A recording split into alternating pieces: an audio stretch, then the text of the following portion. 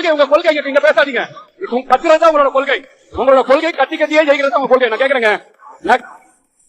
இருங்க தமிழ்நாடு காரைக்கால் பாண்டிச்சேரியும் பாஜகவுக்கும் டாடா சொல்லிருச்சு.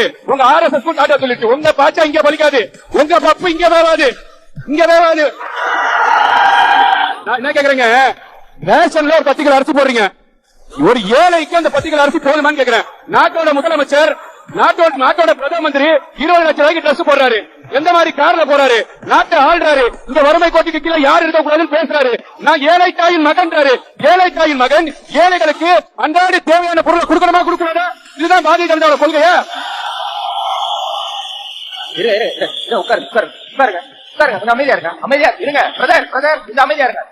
அமைதியா இருங்க பிரதர். சூர்யா பேசுவாரு, நித்யானந்தா பேசுவாங்க. கொஞ்சம் அமைதியா இருங்க. அவங்க பதில் சொல்லுவாங்க. உங்க எதிர்பார்ப்பா அவர் நிறைவேற்ற மாட்டாரு. கொஞ்சம் அமைதியா இருங்க பிரதர். உங்க ஆட்கள் பேசுறீங்களா? தமிழ்நாட்டிலும் பாஜக பாண்டிச்சேரியிலும் தனியார் குழு இருக்கா பாஜக? யாரு முதல்வராச்சு சவாரி செய்யக்கூடிய பாஜக? யாரையாச்சும் குமா குத்தி ஆட்சியில் வர பாஜக? எனக்கு கோமா வந்தா ஹாஸ்பிட்டல் கூட்டு போவாங்க. காரைக்கால கோமா வந்தா GS ஹாஸ்பிட்டல் கோமா இருக்குங்க. காரைக்காலோட GS ஹாஸ்பிட்டல் நிலைமை என்ன?